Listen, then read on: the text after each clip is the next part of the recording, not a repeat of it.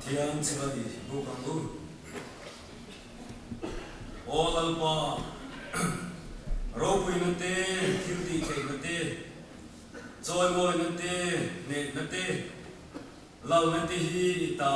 ania, lele bala omsong hi ita anisia, olalpa ramcita ania,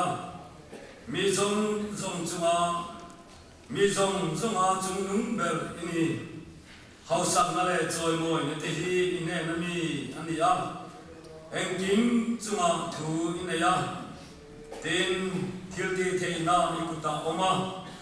ikuta hiang mi zong ti ro pui nale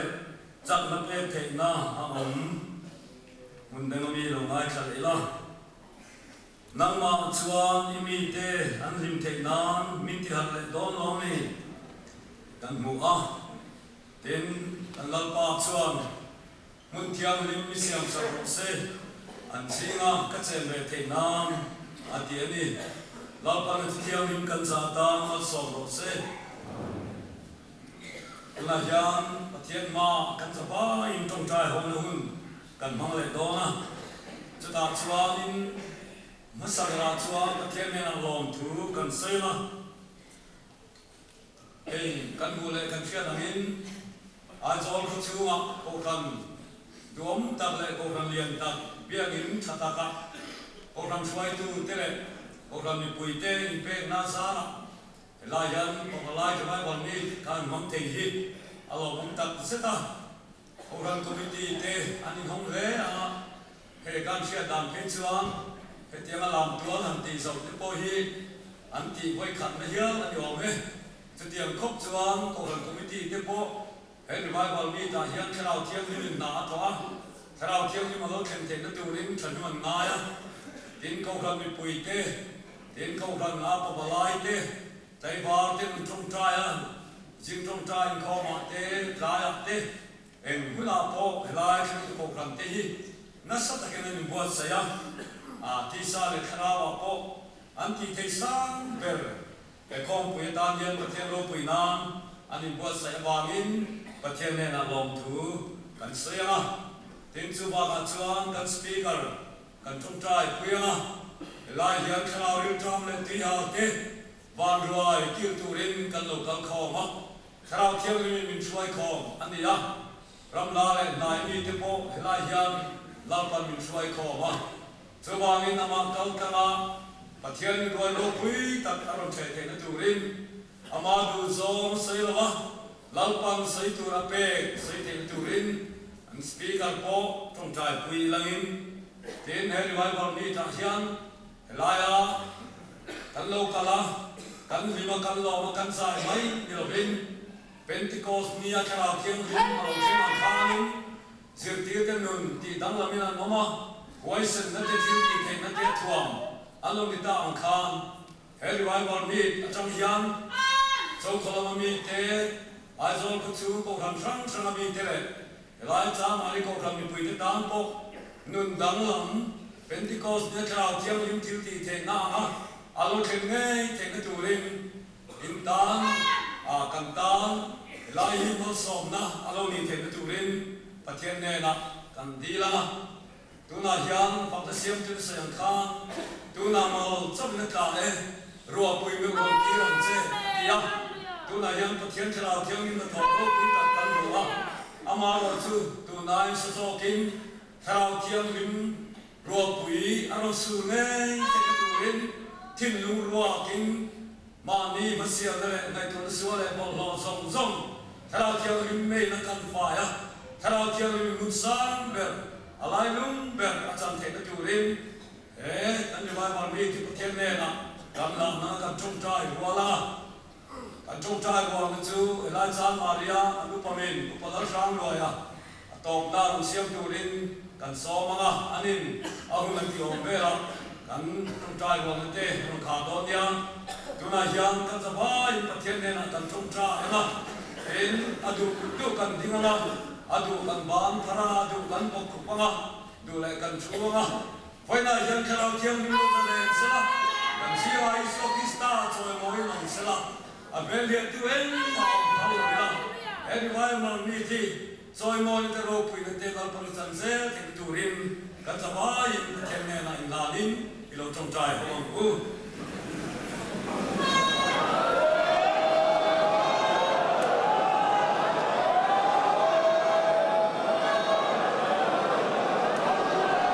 Lalpa kan petian kan baru tak timai itu. Hingwangin ni lim kanan mak pada lalpa. Ilai mana lama nama kan joy moi je. Hingdang pangin dalam lalpa. Iswa kalani. Yang bukan kerja. Lalpa kan petian juga timai itu. Fini hanim dan makan namok long. Lalpa iswa Krista koi tele. Akhirnya, kalau kian ini kan timnya, mirrorly cek dengan nama berni. Subikan nama lalpa, ingin siap dirang cek. Hanya yang lalpa, ikut silti thayna.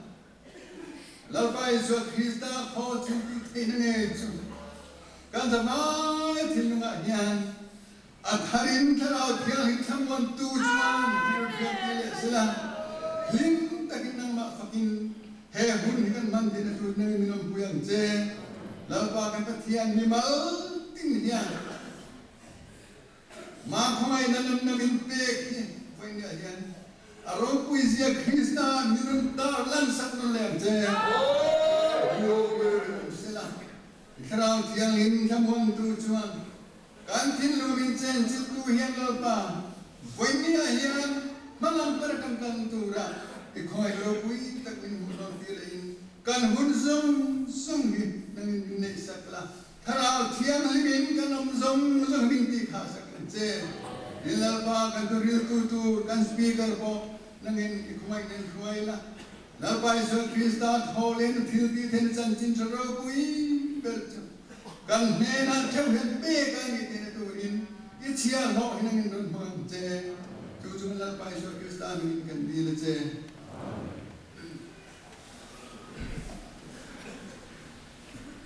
Christian level number zathule pasarina chao thiam him ron ti rang che lalpa iswamin tikha dingin kan sanga kan pathian thua chuan ama ikut pharla ifala to ther ton tir tina ril drama chao tenu na tang ti ania thilunge ti tak zeta kan kut phar te chao ril tram le tui ha te tang dam le nung na a thengani lalpan mal som chuan chuwan kan taksa te ui lo bila pathian ro pui tu in kan taksa kan ril ro kan thela kan the zong kan la donia khao thiam rim ron ti rang che lalpa iswamin kan ril ro a che reng ro se a thil ti me anin pathian choi moi lan dingin ilo sa ru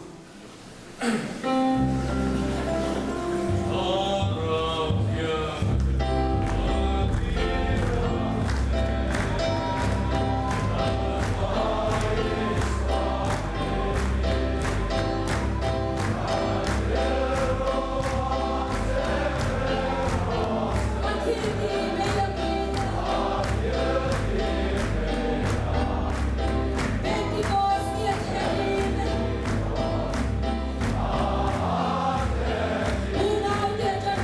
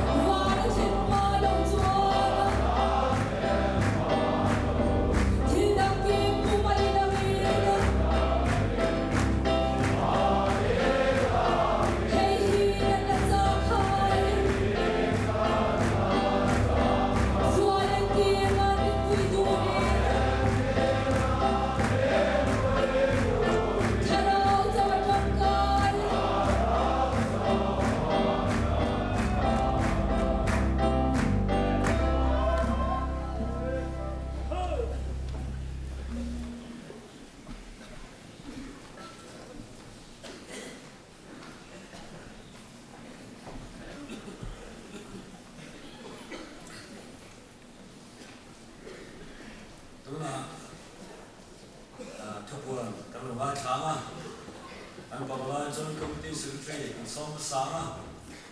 ani kan zo hian som nu nai lovin to chu ko kan nam chanin kon tu te kon na sen cha ne secretary som u ole hei ni kho voi ni na kan o thleng le ta a hian kan suina lo hui ta kan sanga sai mo te maya hian thara thu tho lo lang chu se la ki mani pu lai ko ko in pe se la hei voi chu nu le san un chau hi kan nei to chu wang chuan na ta ken lai ho te kan lai la an kan ringa puan tur theng khat hi kan ta la ma sang chiu chi atanga local zone so te kha tu ring khom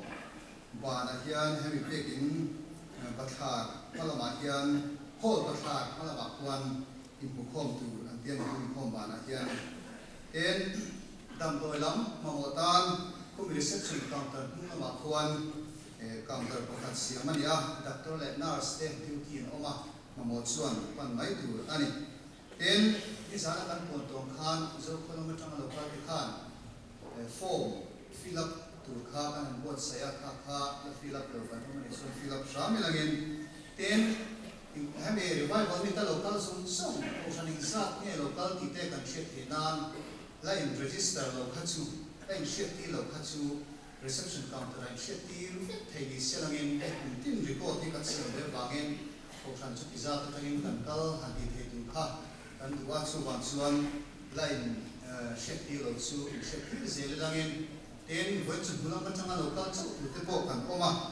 ngai kha sinang khan nam ni zo in khom pui te po kan anga a to sana rotel chu te po kan om thina ni tu ma henge kan andon chelo ba po ni silangin taka he revival mi thi kan phan plan thin turin kan zawai in chan tlangi la ka chu me kan ni khom da tu chu tiang ki nenga cái kho mình cái suy tu hi qua silang hak liana vice chairman lai joint committee ani a tu ni kho ma hian zai pol pali ne thura ko man ani a ma ro su he ta lom be pi ko san ko lai ta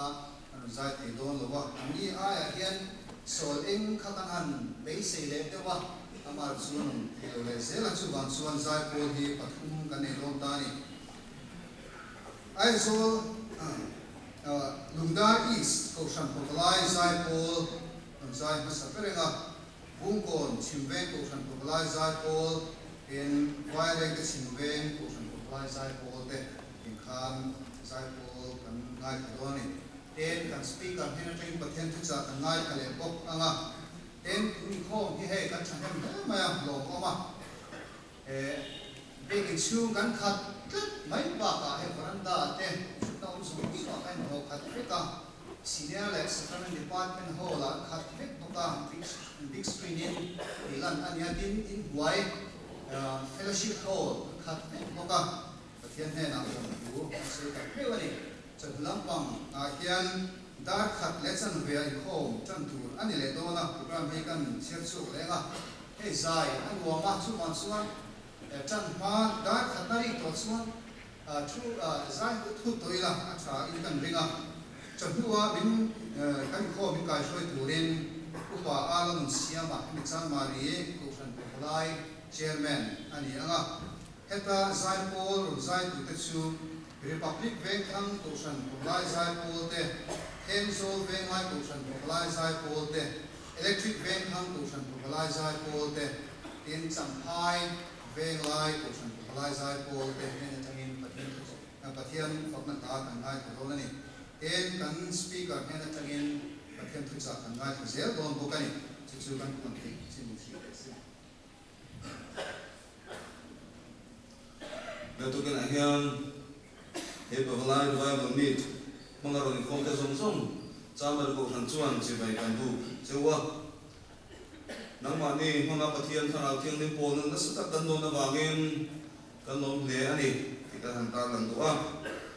tin ni kan chema na soita kan khan he to kanai revival meet kan khena thura kam hian kan thei ang chon kan loi po cha ve a chunga chuan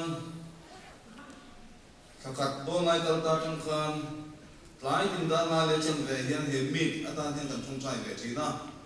tin tu ni som mi pakhat tar ta khan lai warin he babalai mi puan hian thong chai te ko kan manga tin pi salama athian an kan in pu cha amaro cho kai pu sa na te cho be tham be ti gar sia a e po ni sena e zoram dung le wa na babalai pol min ba ta tan ti to pin hilai ko san chon kan thong chai sakren chewa chuti rual chuan he ko san hi in ho huna po min chen turin trong trai na ta po min lam chin turin kan be sein kan cha ve ngal chu ni ti kha kan ta lang to a tin mi san na ma ta po kan soi he tu kina thade ven mi thanem ta mai kan in khoma in chung be gin khatin sunday school le ko san hall khatin kan in khoma ai so ko chu tanga he hun ron mang helai riak si lo te kan om chawang te gan reng chung te som te po cho ho lovin zan ria min ti sak turin kan som chewa cho tu in pol khom zo a chu mi kan khian in tu chu reception na matangin lo po cha ani do na chu wangin kho chung ami riak lo te som po zan ria ki chu turin kan in som ma ani tin palai Pavalai Paul ang local song te bets la fek turin kan lu chek in kan be sei chewa helai kan in khom pui che ten na sugini ra tan te po tang kai tu kan na ya chu bangin reception officer i bets la lo te ka chuan na ila a tha ange tin bets ti ta bo pal kan no mani chuan helai be kin pathar a son bom oma chu da son kan da khom thina ti bo chuan chu ma son nei ben mai tu ani kan ko san thukuan kan ta lang bo ka ka la inkom program bo chairman upasi manal vona khom pu te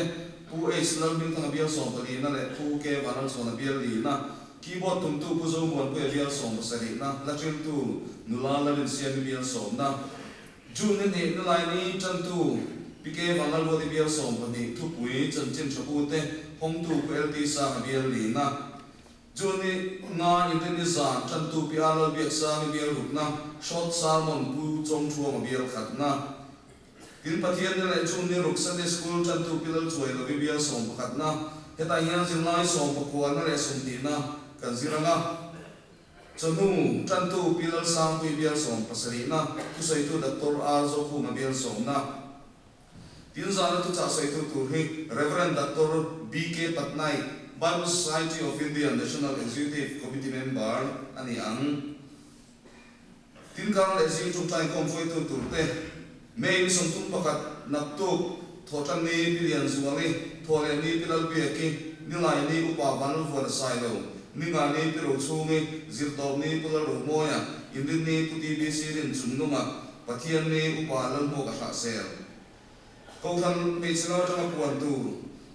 Jun ni khat thole ni zan in kom program chairman piro chungi tantu pichal diri real ru sei le thong trai bo la kun ta man ani nga tin zun ta chung khong le ta choi tu te pi sai lo thang sai lo le pi zo thang pui te an ni ang thil pe ma khom tu chu pi chiar ku mi bial thun na ani ang voina pangpar ko to hi decoration sub committee an ni a pathian ni le khoi tu chu Dr. S Khari bial som na ani ang Christian Chalai Paul naktu ni som tu pakat thotan zan in kom his Zakaria group program siam ani a chairman PMS dong ki ma group leader chantu nalal lian kimi report ang wasil chandama group assistant secretary thom lan tu lang wala ren pu vai ne group treasurer kulmang tu nalal ren omi rin te thu pui zai po chang solo nalaru MS dong li ani Jun ni thong ni nga ni sa masi sangati khom chairman police la thamuna chantu nala f la moi zuali tholom khontu raju bardan tu sai tu reverend cm zalen thanga tin jun ni zirtop ni san pawalai pol in khom chairman pujai chmai thanga chantu pu bila ren ki ma bia som di na sharing le report atang hun man ani ang tin hoi ni pathian ni nung ber lo ni ta ko wangin pathian ram thole tholom thelu hun nung ani a zan khom a hian lan ani nga natuk zenga finance committee ten an chia ram zanin khana la thelu man lo ta tam po natuk asir na hian pathian ram thul pe ki thelu thei ani tin tun yutini lom tur chung ni nga hian koksan committee athulona thu thel tur nei chuan siakin secretary emo koksan office emo thel tu ani tin voin chopai kom pa na hian kan koksan social front committee te koksan committee ruma in hu khom tu ani thata dan lo chung kai le lon ta thata jun tha abia ki ram bol tu te tholom sia tu upa vi nei ko ma ku islam na chuana le pola rem tho da bial rup na te kuwan na suwe sai lo le pu chei smang ai thang bial sari na te tin ashars tangwa si na chan da ma leader tangwa zo ram liana agai group puti bc din chung no amosa group tangwa michael la suwe tu nga malakia group tangwa la bo sai ro kum chaya la group tangwa es ro din pu anemia group tangwa michael la ram chana zakaria group Nulalal Cross kami Malakia Group, Nulalal Shet Pui Joela Group, Nulalal Bon Kimi Nehemia Group, Nulal Saibin Kongi Zakaria Group, Kolom Kontu Ten Nulal Arlal Chazami Hagai Group, Nulal Zotan Sangi Hagai Group,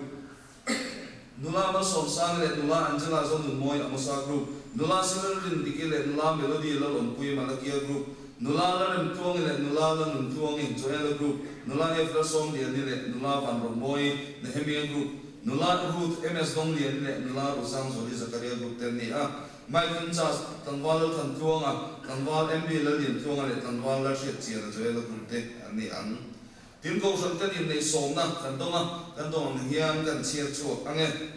kan fa pa lal na chu na le lian chu nge daughter of tai mama electric van juni tung sang ni som ni nga ni chundar khara hian presbyterian ko kan pe kin chamania anin nei na mi shet pui tur le minlom pui turin ko san ni som kan so ma cheu sa moi thang le bi moi te nu pa upa biariat na chan na vel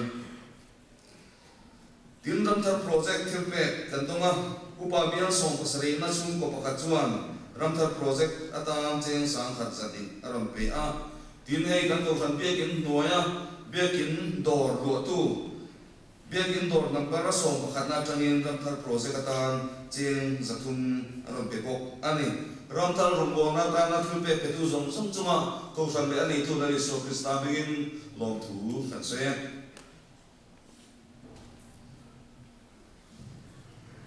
tuna chuan zai po pathian na la sa tu kan song la isdundar koran pabalai zai po kan song la em zo hian ko nu ngai rin bong chimre koran pabalai zai po te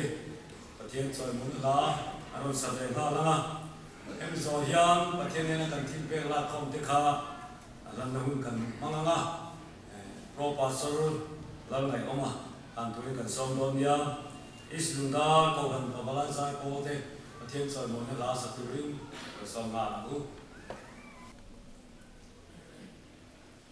Amen.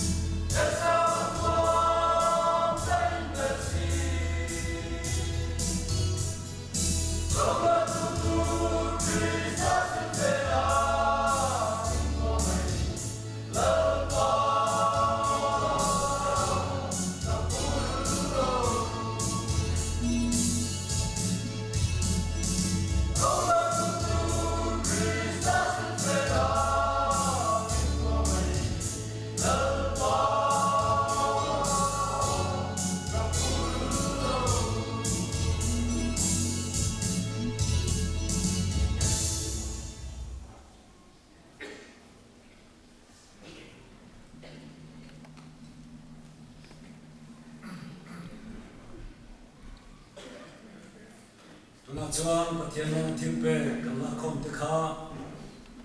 lo han do na nga na tu ring po pa so lo ngai oma kan so ma han chuin ko kan ho te kan za ba in elo ding ang u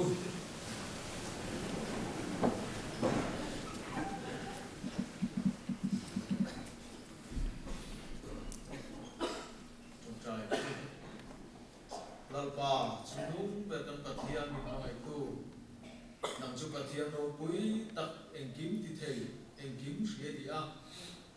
lalpa kan ramma mo na te thirin wa balai ko na min tin saka man ro pui tak sipai ro pui ta min tin chu sa wa kan ro ko lalpa kan ram chia to thu te kan ram sual to thu te kan sui phong chi amar lo chu he pol mang hian lalpa kan ram che to chu siam that le duwa he pol i ban ruwa i mang duwa lalpa he pol mang hian naro pui tak mila to sak zera wangin lom thu kan thina che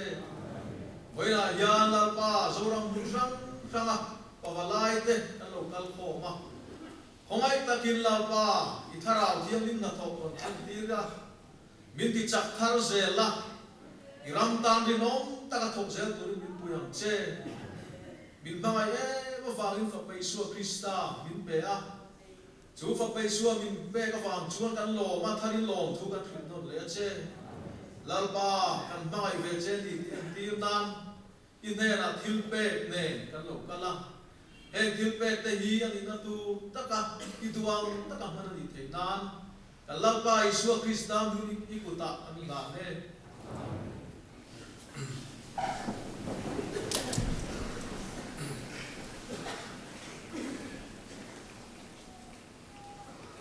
tuna chuan zai pol pakhat vailen the chimben ko kan pabalai zai pol te pathian chon mona la saturin kan so manga he wen chumai kho ma na hian program dangen ma umlem lawa chun kho ma na ro chuan in polong na kha nei tur ania chuwangin hetia kan khom hi in polong na pathian kan chibai kan bu na ani chon zela vailen the chimben ko kan pabalai zai pol an zai zong hian Christian Lamu number za somni le pathumna kasala tholalin takin ichandam tu fakin zairo tikha kan sale ama chumi kan sa zo chuan kan speaker kan som to donia violent chimren ko kan bala zai ko te thian chon man la sa turin yo som ku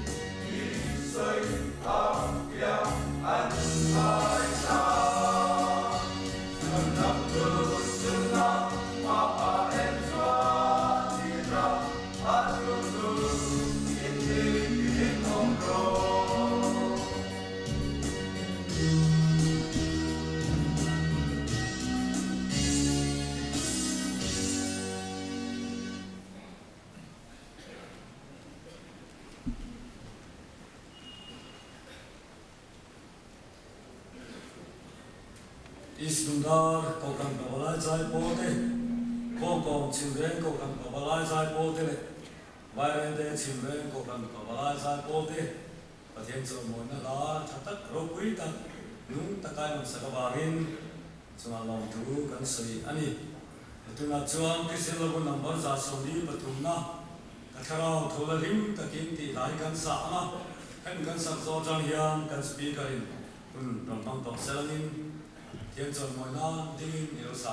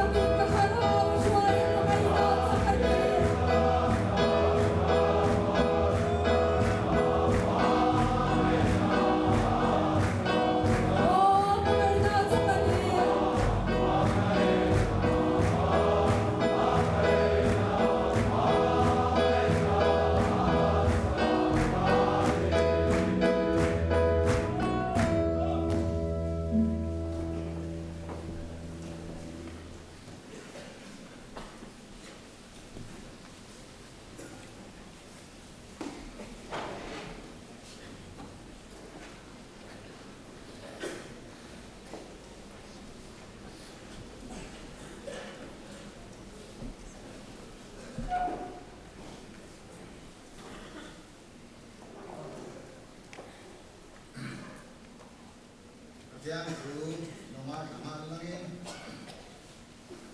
Genesis Bung Sam Nile Pani Sang Katarian Sierra Tinet Enia Zum Til Nuatsam Pathian Abraham Tsuva Fianena Abraham Tia Tinani Chuan Ate Ka Ummatia Tinani Chuan If a Palay Chun Mai Tak Isaka Ka Kuwaila Moria Ramatsuan Kalachata Suan Kahil Chata Pakata Suan Hara Tilana Ano Atia Sang Saria Siazamila Tini Sakatsuan apa Abraham Tsabia Kapa Tia Tinani Suan Kapa Hete Kaumatia Tinani Suan Ente Mede Ting Choma Masala Hara Tilan Turbera Mutsu Hoyange Omatia Dina Brahma Suan Kafa Patiani Nama Tana Hara Tilan Turbera Mutsu Ai Tua Sapaya Sutia Sidi Suan Kani Suan Kadun Tazela Din Patiani Nakil Mutsu and Bakenta Dina Brahma Suan Sita Samai Samasiama Ting Suan Sepkoma Fapai Sakatsua Puara Mai Sama Ting Suan Suan Mutira Dina Brahma Nakutina Pana Fapati Rumnan Sente Sula Dina Lava Tukosol Valankanina Matsua Ava Abraham Mazutia Dina Nitsuan Ete Kaumatia Dina Nitsuan Now Pansua Kan Kutak Sula Amakain Mati Hekshu If a pie Nitsu Takpong Pegu will Vangin Patian Kituna Karetani Tia Dina Ramatsu Handa Kain Tingaite Anungla Matsuan Berampa Ki Nopalota Kat Auma Tisuan Abramatsuan Berampa Sua Vamana Sumitsa Fapa Aya Hara Tirana Suan Land Zoka Tisuan Abraman Sunimun Minga Suan Zehava Jire Avua Voit Kemal Pa Tang Ai Tuan Yang Su Antichinam Hiam Zehava Jire Kan Sidorani Sang Nambar Somale Katna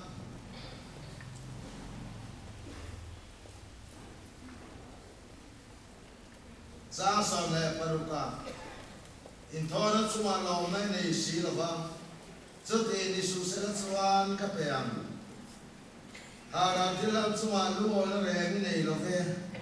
Batian Lu Song in Tong Natsu Tarao Lucia Hiani O Batian Tilum Lucia in Chirma Musik Lavang Idu Song Takim Sound Suma Tiltra Tila Jerusalem Kultreman Se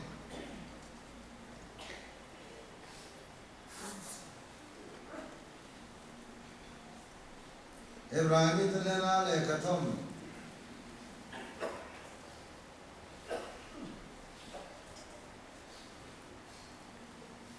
Bungsong Ibrahim Bungsong Zang Lia Sidisuan Kobera Lain Inton Le Tilani Dulafa Katan Taksa Mekuar Sai Saksoka Hara Kumpe Natale Swatan Inton Natsan Long Rengin Ilo Suwena Swan Kino Patian Haite Lekabuzia Swan Katuzia Kania Idu Zong Tituin Kalau Kale Katia Atia Asaka Hian Inton Tilante Hara Kumpe Nate Swatan Inton Idu Lava Sunga Solong Nile Heglo Watia Sunga Sudan Tuamalan Naniha Suvela Sungai Tidu Song Turin Kalau Kale Alau Kita Apanila Tundin Tida Turin Amasa Salabutani Semidu Song Suan Iswa Krista Taksavoy Katalan Halavan Khan Di Tiang Limina Kanonta Thu Tiang Lim Kanjata Lalpan Song Sakosen Itong Tayo In Mga Itulalpa Tutan Kuena yang seorang pafalai polte, elai muna yang kalau lam tunin masong zel tina turte, nama nenai pol tu le thar tene soka, Iram ta sen khom tu kan ông đi về Thái Nam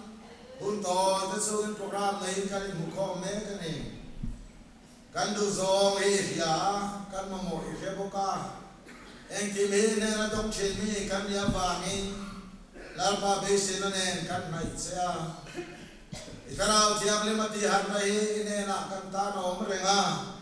ke mani lamin pe na ya na thin lo thira wang so kro suan har nai la ta ka kan hu mai ni sơ vang in kan ta nen ki mi bua saya ma on ve kan ni in he lai tho na tu re lam tu rai bua sai lai tiam ka poi nang ma ni pe mai chi to a sơ tiam chani mi ta ne nai thil phu ti nang ma ni ru chi ti kan sia pa tiam mak tak le dang lam ma tak kan nei che long thu kan hi la che kan ngai da le kan ti chin da le tu dan zo nang ma pe chi kan ya wang in yo kan ha thiam lo vai me lo lan na kan mu thiam lo kan hai fo che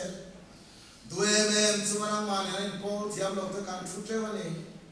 la ba voi na yan i du zo nge chu kan ne na yan i ta rang le do na i thara o thia le na mi tho sak zel mi la tho sak zel do na wang he lo thu kan thi la che an ze ai la rai puang chin kha chiang ta ken kan ne rai puang le mai la nam mang hao le yo ngai khai la pai thu kan sil do na ni min thua yang che la le swami ngin kan ne ne amen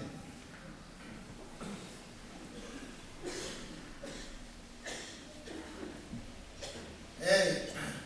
bible thu wa swan ithil mularia sera sonam ra ro ti ta kan huwa kan pathian thu hian thil tam deuh he turin min ti lem lo kan khiat sun te poisa turin na min duwa tlem te ko helang kan poisa khat suana so ta tam deuh hia poisa lawan tam ta ka wang na buai so ta chu bi bokin ka ria kan khom pui ko he a rei lo hi poi ti lo tu na ni rei lo te chap te wa man he rei da bin kha da te ai no cha te so sơ vang tối mà sẽ mong trái là xây đấtกันmong anh mày thì chia tụi mình cả nhà lắp cả khăn lấy cả po rút ra khăn lấy cả po bát thiên po nó dám chỉ mình cả nhà sơ vang sơ na hun làm thế này tua là đến cái hun này sơ này so ta cầm hẳn tu anh mấy tu là ai là bát thiên tu là bát lai cái nên rem rem mấy cả nhà sơ mi mình thiết quy tắm lầu tôi có thiết vàng em hàng sợi là trên đi ta đủ chỉ na kan pathian thu hit su han ni la ava ya lan suang mai la mi swala kan ni he min thiết tir chỉ na mi ling lâu kan ni tay min khil chỉ na thun hoa rồi ngai trong tu ri min du thu tay min khil chỉ na kan kin lo le fe lo ko te min sia tir mo la tharau tia lim til tu mani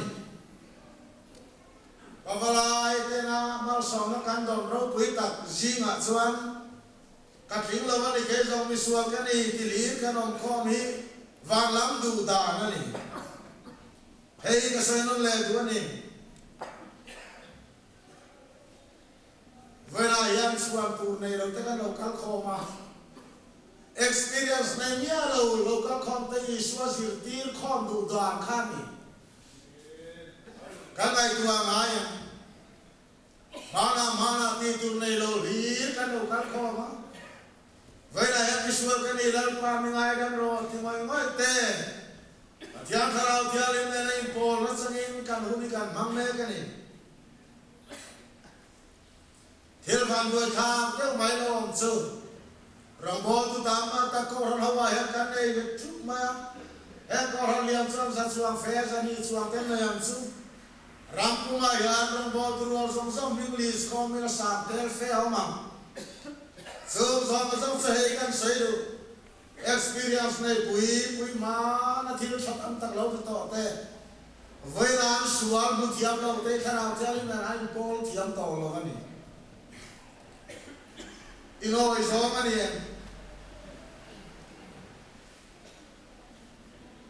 sarwa ma pia ma mulu ko te mam khom china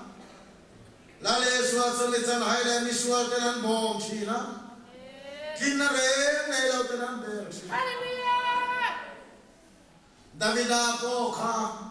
anera pathian thu thu ma oma la solanum la khan atulam pu ka khan lungoy na re nei lo te khovela lim na le lo nei lo te mi sual te ke bai te piang sual te Davida ra san lao kha so bom ta ta ma le apui thei lo do te re ne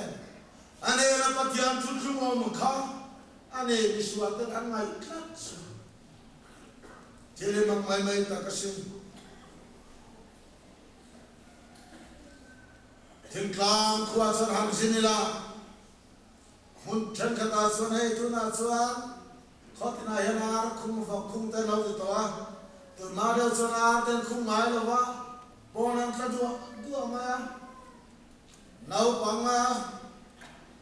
por hale lo dur ba mai khan chok la ke na ar pui var sa pui ber zu em ma ni lo asok lang ken na wang khan apula khan thamar khan ngam patlat mai ni vaina yan la le swa bom tu le bel tu ni kan sir thale ngain ka ya kan experience tam ma ta te lo man klap ta lo ani mai the tu na chuan ko ran ho zinga yan hak na tak te khem le the lo ba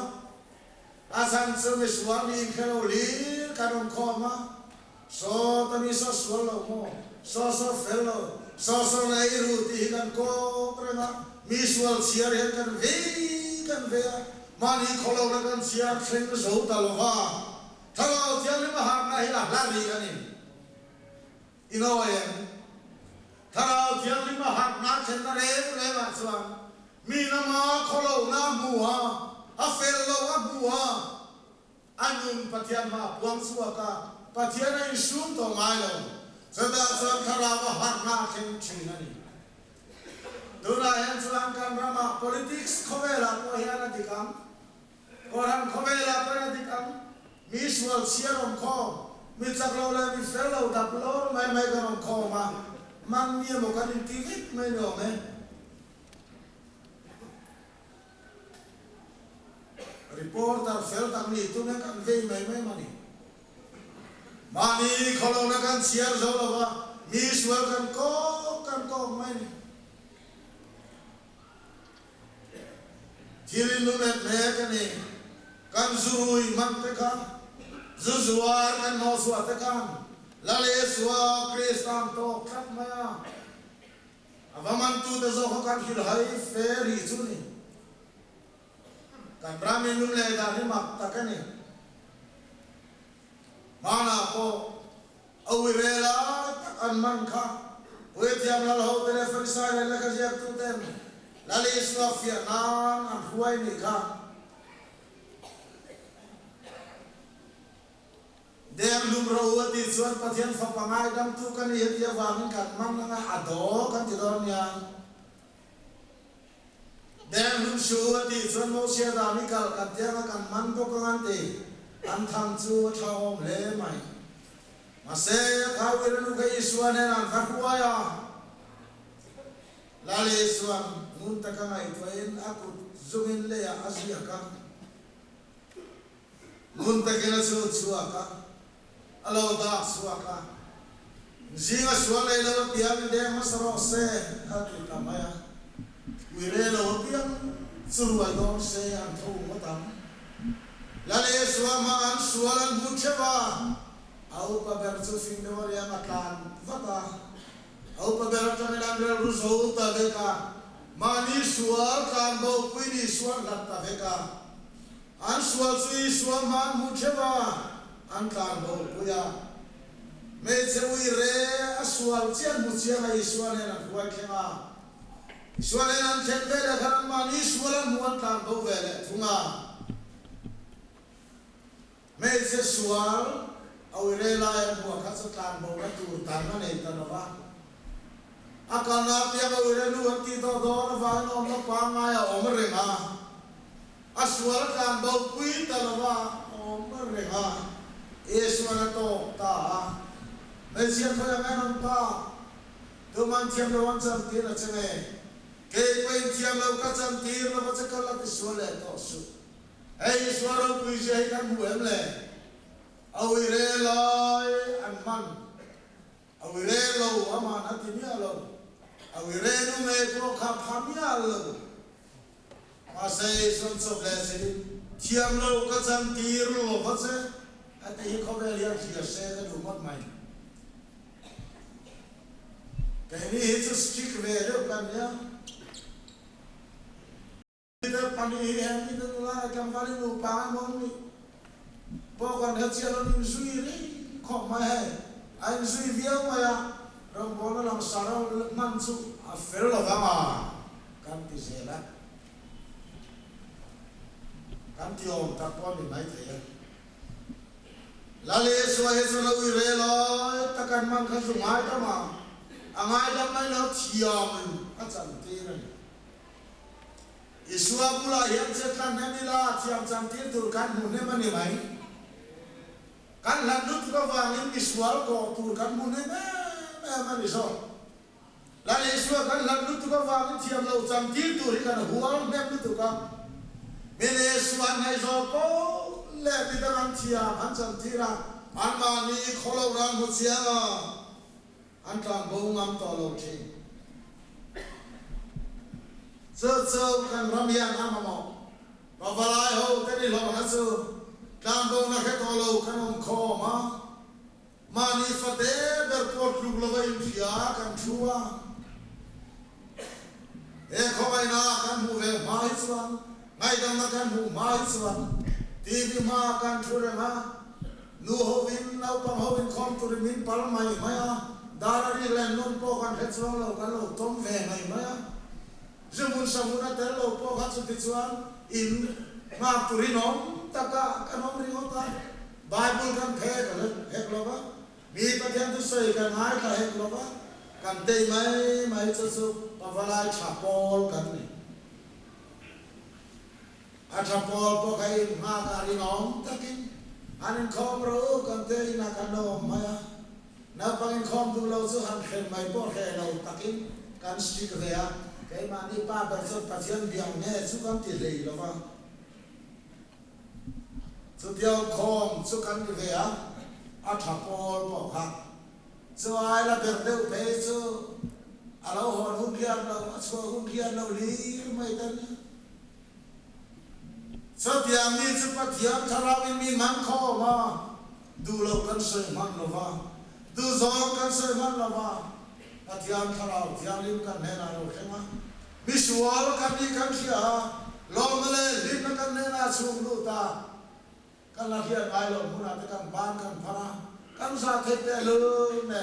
sadam tu fakin kan hun kan bang ve kan ne ka iswa lo zong ani suan tu re ma hom lo sada suan le la le suan me lo lam sak chen he apoi mo ko mai Lalu Yesus orang bol hulai pokan, Farisai lele kerja tu terena kan, siapa kau tu terlem ni suatu nau sesuatu yang, patian ramai tu kau don cewri, isim lau suarin boral hekam, unau tu buina yang asim terni lau siahi, arau kuin kahya, korang orang bol tu luar itu, sim turkan lele lau kan hetiam tolong. Kan sual man suak tu mam silo mani kai man bok silo zinga tangin itla keng kan ferot tuang saka boy koi kan nei silo min de manom silo mani kai musuak zau to silo aniem alam dan azam pak sio dir khopa tha sukan ni mane pathian kau mana kamu cian mayang kolasi pak, kelomar parti le, kelomar fer parti kami ngortir tawa, asal kapian thar madai ani, pian thar lo fer hillai na om khop mai, mediang lino gasti na suan, ngai dam na thui, ngai dam tu ten fer zopo le asal ya harmai ni. Pathian ramai pathian tu sei ti har sa tu ko hara ya alo kan suni kan fer ve ho to lo me ma Pathian ramai pasoma pakhat petling zat chinta san skol kal kim lo mal la thap to te sumen khom zin la tlai nei chang to te da nei to khu mai ta kan ni ya trong trai ko toy fer fuck my sentence fer tak mai ko lo tha to te Asam tulam ni don la a thai lo ti mai tu rom ko pa fel hi kan yu ve to a sai sel tu chu om lo a sai sel ngai lai ber su thara jan in lo then then tu ra a fel te lu ne na suara hi a ti lai hi ma le a fel te lu ne tin lo na lai mu ti lai ta hi I suara tu ani a suara pia ma pom a som pom ni lo a fel te lu ne na fel lo he mu thata a tin te lu ne na ngai kom thata a that te lu ne na suar sia mu na soi chi te hi so so pathian ni te thang dang tu ya fan ni he ya ni na ko kan thang liam se na kan fel to la ma kan sual kan mu chiam tial so do na ni Itiang lin pola po tarra putar puya ni kan Dir ko vo kalawan zinga tebe zinga misual ber kan hi ati hu te khaso vat lai to he aswal ber hab lo a fel ber dek to male la pa ne na so mo na lu kuma ta de no to fel na lu kuma kum tu re pe to en ki mata ne pe to kal tu re pe ve to kan zinga misual ber kan hi ti alam pa nai to la swal jam chiam tiar ni so aswal to la ni lo aba fer to aba thiam li men ma se la pa ne na kha khin chuwa na khing lo ni so chu ni pathian thu chu zawang chuan tu na yan ka khing lo ti mo ta ni lo ni khing lo ta ni suwa yan ber chi na ni kan Bible siar ma khan Genesis akhan hai kan huwa Abraham sa pathian na fia duwa afapa anei chu Isaka kha mai sa ma ala til na lan tuin pathiani atitak amaya anei chu na ni a awi thei si la ba an pa fai ala til lan tu chuan kal ta ha Ichuan isaka pot le lo mi to en kim sia hala thilang lan tu rata na thinga tua tur ko amana te la puve ani kal koman kal dun la chuan isaka son kapa hala thilang lam turin kan kal chu ni ha khoyang hala thilang lan tur bera mawzum anti ani bera mawzum hala thilang an lam chin sia Abraham tan sana har le am nang mai hilia ti tu na ni ha ti ale nu silo Abraham chuan lalpam atana halal thilan lan tu chu amai tu chop mai an chu atia helo bi lo le chuan moria tlang khenta mai cha ma siama mai cha do ka nang he Atuma chuan isaka chu phuara muta anwaya mei thing chu da isaka chu vi luma hala tilama han tu ani a phuar beta chen te tin lai tak chuan lamma lo chena Abraham ifa patsuwa ma ti su pathian ji ti tu na ka ta te so vele hoya han hoi ko nung lama beram pa aki thing no ka lo ta na hamua isaka aya chuan lam ta chumi bun ninga chuan Jehova jire lalpa amale ma intum ta lalpa ta ma itu ani ta ti na lo ni ta ani tu kan sia tu na san he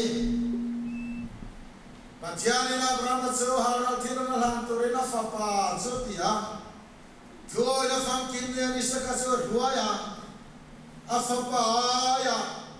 Beram pagi tira kalota manung na mami semua. Alanta. Isa kaso lan lova. Masela pang. Isa karon lan titu patian min nuwa suang. Isa kaso lan to alo mirenga at hilo. Aya berampa lan na umawangin isa kasulan tawani isa kasulan na umlo beram sulan na masay isa kasulan tawani lan roti tumin muak suam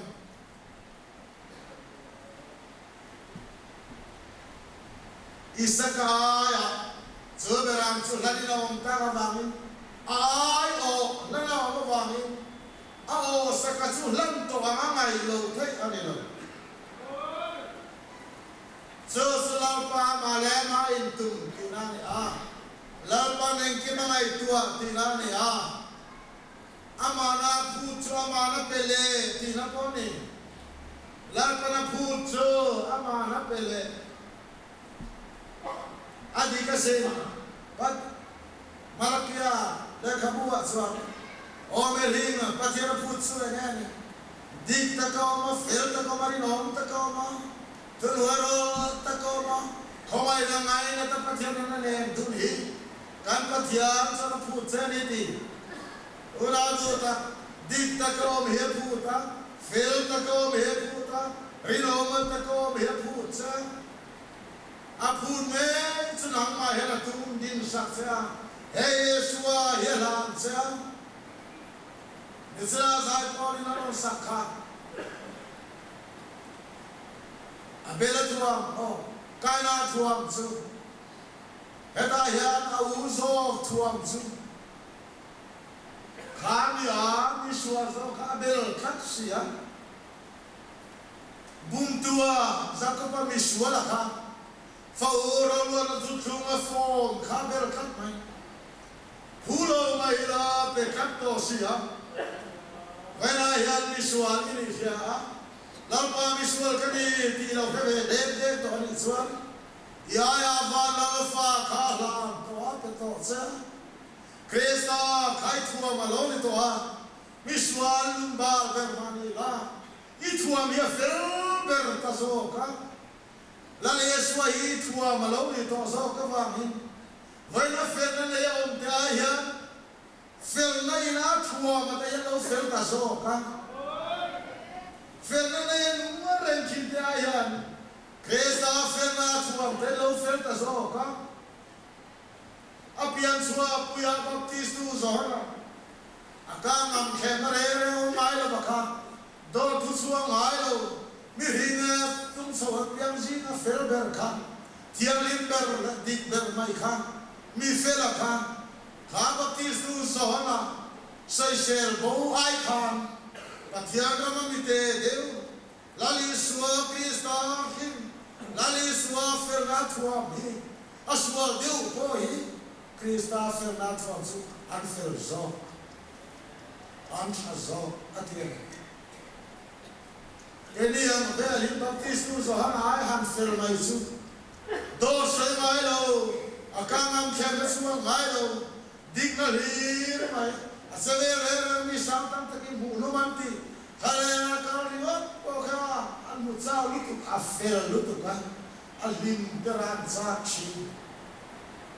asado disa limrimat kan rapo ka mal songan rina nosi baptistu zona ka ferasi amar tar saka kami fel tak angkat. Patiaga mami teder suan fel so. Eleni suan Krista tisenale. Ayao sakho tehi.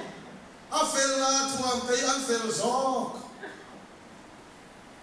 Wena yang mi suan teni lo na lo ni ring mai. Krista su. Kan tuam lo ni ta ti nim si ani. Lalpa amai tunta. Sakalan natura kan patiara intum felta. lalpan ane nei thoi na lam tu ama ngai ko mai satia na chia chuan hebrai dung som kan chia ra kham har nei thoi na le tin la na ta lo mare hi nei lo ba sual ta na he mi hi ama sual ngai da ma tu ta na in lan na chi re a van pathian kia lo moi thei lo ba luai thei lo ma se in la na ta na phu chu kan ni si a phun ber te in la na luai le ok si lo ba kan mai tu a thiam em nang le ke hi pathian le la thiam hin tu ra phu kan ni a phun te ber in la na pathian lo le si lo ba sual ta na thil na le in tho na lo ma re ngi nei lo Chodam thuam zeren thonale tilana lom re nei theilo thonale tilan lam tura phu chukan ni si aphu ta tein thonale tilana lom ma nei si lo isual thone tura isual mai dam tura ta na pathyang nei pumpe na te lalpa ka sual mai dam no ti te lalpa ina na kai la nei ti som ta ka aphu cheri in lang sate mala lo mare mare tat lo alua oi thei lo apom sam thei lo hebrai kun so ma swan sual dala thilana la in thona lo mare ngi lo so vele taksa ka tan min bo sai sak ta so ka taksa min bo sai sak ta so ka idu zom tu turin ka lo kale atita ha Suti chuan om sia sui hi ni ti sual ta in thon le thilan a phun moi moi nang mi hing kha in thon le lan na pathian lu moi zo to lo wa so when I o turin van pathian fa pa su khogera lo ka taksa bo sai sakawin pathian ma itana lu ta zo ka mun thiam lendra khen voi ka ka lu tling ta ta hala ama chin thona nei mam chopin nei lang pham kin ta zo ka isual thoi na ta na mai la na isual mai da ma ta na mai la na ai la na ti sen lu tak so sui ta mai da ma ni ti apuam su ya apu le em se kha ma na pe ta ve ka chimi lo dong song tu chon lom takin pathian ne te ato ke la pa ka lo me ti na lo welcome Alo pom vea, so pathian ne na kun kuale kun natura dong. Achiang ti ve. Kan soma ke som te nei hi tul pon ka ra. Sa tiang thui dom chuan in voi ma soma to dom na kan ni ai chiang dom turam som lo. Ei suwa Krista hi mi suwa ta na ding het na. Kay rin ang lo mala ni sukan tangan ni nomsia fellow mala kan felna lo ni sia bangi bol lo mala kan tiang lima ni to sia bangi sue suasan min huaya ma kan fel de zera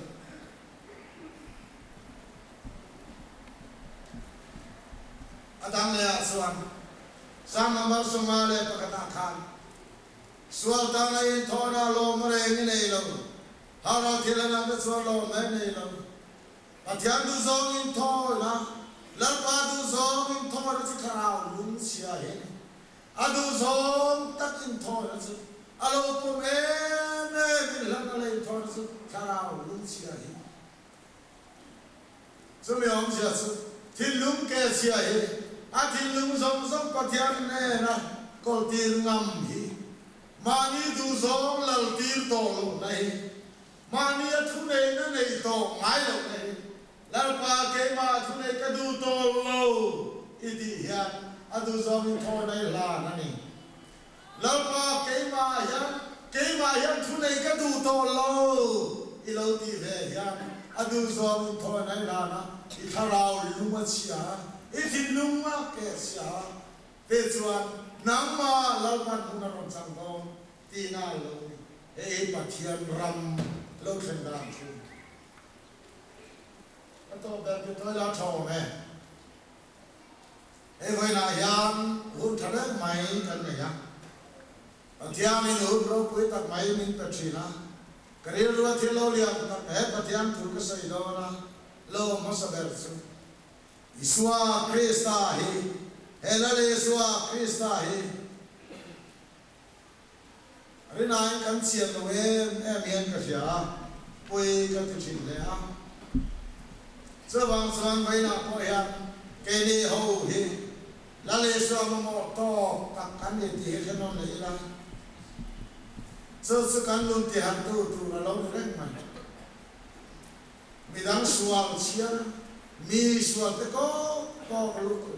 lo tu kan ni to lo tu na po hem media te ni na chang chen ru khang ten keu thil thala wai lo khom reng ma thil fel lo ni lo khom mi lu ngoi lo pung tam tiao tia mi hian fak pe lo mi te chan na mu an sa lo ba mi sual an zong mi dig lo an zong khom reng ma so tia na hin the ngai lo mi sual zong khom an hin ngai lo so wang san mani thiam in chang dire em mi lang thiam lo sang dir che ke an pu la mi an ngam pa ngai lo so me awang suang he kan ka falai revival mi ta hian he hu toi te a hian pathian na kan in kar ngai pe mo berila chu chuan kan nun zong he siam tha don en kim mai hi cái này do ta không về do sang cổ hết các cái thiên thua này là kiến cổ về đó tụi nó nhỉ vậy đi anh biết cái làm chuyện chút ta a weekdays lắm mà thiên tôi khơi rồi mấy anh chị tụi nó nhỉ cao sa hun khom mấy tụi nó chuan càng Ramayan cái này em thiam cái này rồi mấy là thao thiam lim cái này là hiện là thế nào Krista kan ayo san ma huaya ama su kan thua mani a miswal ta thua mani a wa min era ma hian tharau thiang lu sa be se ka tak ne ke ni pa falai te ma ko mo tak kan ni to na ni hei thei hi la ma khai ven chanian dan thuam zele thoi ta tin rem te tilang tin rem chmin ti su ma sa ama felo na a kholo na sam swa ke ngai lo swa e swa ta ai o tu ani tin thei ngai lo man me swa ta na lo ka me swa ta ai o tu chan dam tu kha ani bia ma ba ni kan re me e mani kan la ni kan lo mai tu ro ni kan lim mai tu ro tu kan sei thiam lo he dia kan vai mai dia kan lam mai ta kan ding kut kan vai te hallelujah kan ti mai te ya mal so na ke na pa the ai kan ti thei to ka min te ri an adam chu pa suan van don ma kan mu tho ngai te ni su la tu han cham ri la thu se ro min ti se ai no kual zo ti do si so ti kan ko le le ma se kan ko si mi suan min ma ai la thu hi min ai dam la thu hi kan ai o Krista lo ta mai thu te hi kan na ya la lo khem le ha sa min ti lo ma mi te nu ve se kan ti ni dar pa na thu kan za ta no som se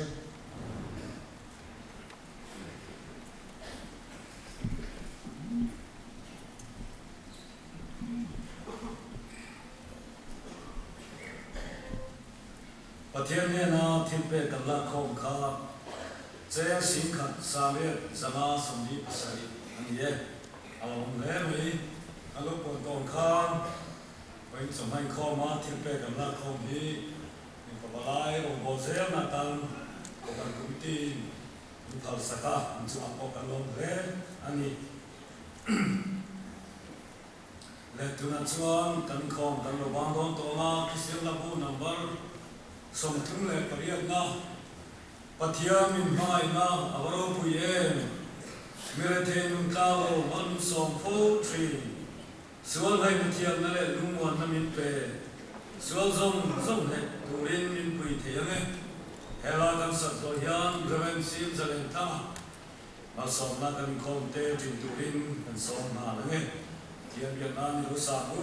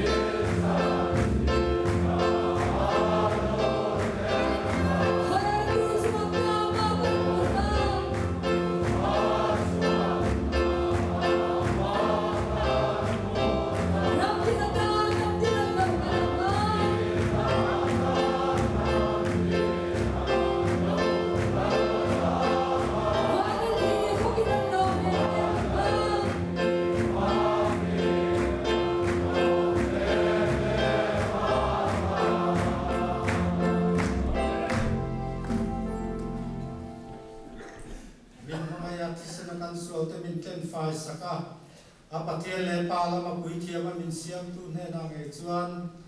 choi moi nang te ro pui nang te sela pa le fa pa le tharau thiam hin pui na le kai khoi na dom tak chu revival pa fa lai revival mi chunga ne ram ngarin na ka nu na tu ne na tu na le kun foi lom zeu se amen.